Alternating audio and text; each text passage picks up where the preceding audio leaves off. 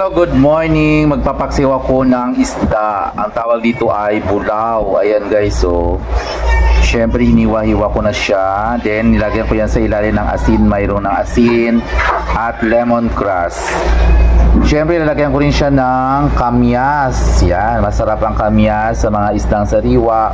Sa paksiw, no need to put na ng maraming suka kasi napakaasim na po ang ating kamyas. Ayan, abangan nyo mamaya guys kung maluto na po ang paksiw na isdang tunggaw.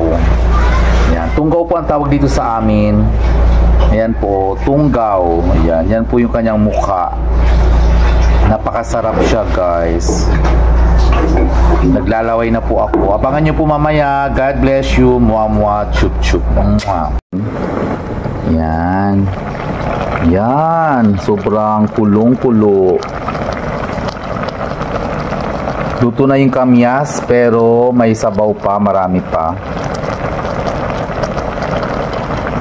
Yan. Napakasarap. Talagang ang sarap ng kainin ng kamyas. Yan. Perfect.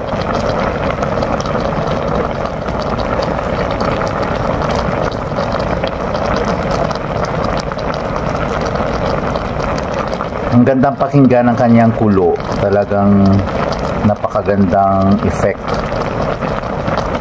Perfect yung sounds.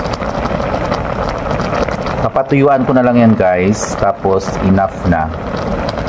Then after that, ready to eat na po. Hindi na rin po ako naglagay ng paminta. Asin lang without seasoning na iba. Then suka ng niyog. Tama na po yung asim kasi maasim na po yung kamyas. And maraming salamat. God bless you. Mua mua chup chup. Mwah.